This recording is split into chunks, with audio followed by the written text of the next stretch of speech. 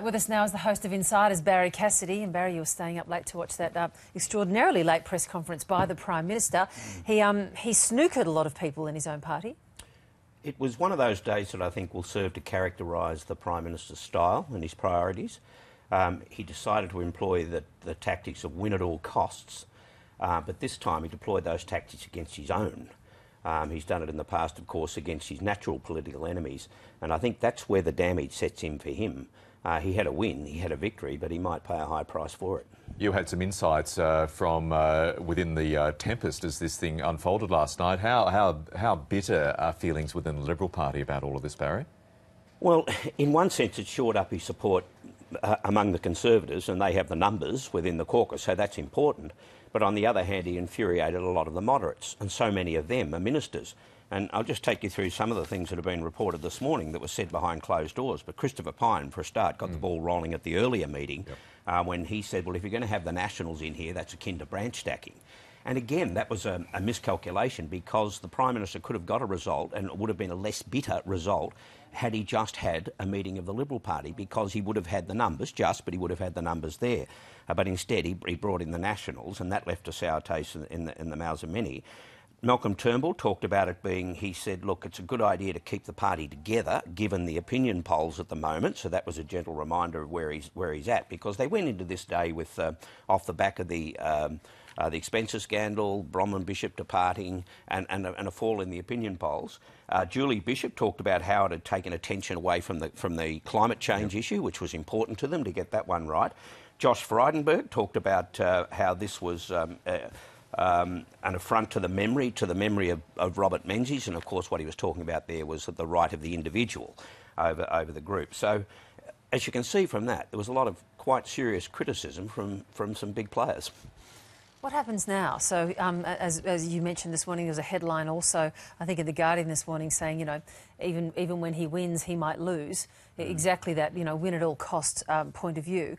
So the disaffection that might come about certainly wouldn't be enough at this stage to bring down his leadership, but nonetheless there are discussions around that now again. Yeah, well, he's had the short-term victory, but the problem for him might be, what if this sense of crisis, and it was only day two of the new session of the Parliament, a 6-hour meeting and then a late-night news conference. So if this sense of crisis leads to a further deterioration in the opinion polls, but it also gives the Labor Party a free kick in the sense that Bill Shorten is trying to develop this narrative that he is he's from another time, that he's out of touch. And when you get it, they take a decision that so contradicts the public opinion, running at 72% according to Crosby Textor, then that's a problem for him. And then this morning on AM he was talking about it being this is a new generation issue, it's only just sort of emerged. Well, again, it raises the question, where have you been? Where have you been for the last 15 or 20 years? I think that particular comment is going to resonate with lots of people, to the Prime Minister May during that interview. That was a remarkable observation. It seems he'd only just noticed that this has become an issue. And so, again, it just feeds into that sort of narrative, I think, that Labor's trying to run. This has been discussed as a major issue at my university, and I don't want to say how many years ago at my university, but let's just say a long time. Yep. So bitter are feelings that we had the open warnings or threats by the likes of Erica Betts that, well, if you don't like the opposition's or the government's position, you leave the front bench. Do you think the Prime Minister will actually bring this private member's bill to an actual vote next week? He might not have any choice about the matter. I don't know whether it will, but it would be a dangerous thing if it was to happen. It'll be a test of Malcolm Turnbull's resolve, for a start. Yep. And he did raise it in a different context, but he raised it during this long meeting. The backbenchers are free to really vote any way they like. But the ministers would pay a high price. They would lose their job. And let's not forget, it was a mass walkout by the then opposition front bench on Malcolm Turnbull over the ETS that precipitated him losing his leadership. Yeah, it's the last thing they'd want, is for it to be tested in that way. And anyway, I think what the Prime Minister would like now is for the thing to sort of go away. I don't think it will. But now he talks about the plebiscite or the referendum, and I'm not sure how a referendum works. They're saying it's to change Section 51 of the Constitution, which somehow, I think, disputes the powers between the states and the federal government. That seems to be a rather convoluted way of going about it. A plebiscite, perhaps, but a referendum? Talking about the issue as it might resonate in the public and the, as you say, the Crosby Textor poll showing, support for marriage equality at around 71%. But do you believe it's such a top-of-mind issue for the general Australian public that this will somehow sway views on the government?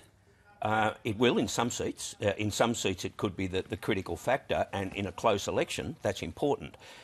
No, I think it has a resonance beyond the issue itself. And for Tony Abbott, yesterday was about process and about the way that he goes about governing, and that's where I think the damage is done, not so much with the issue itself. And that's internal damage. That's damage done within him and to those closest to him. Yeah, and look, ordinarily it wouldn't matter if a party splits over issues.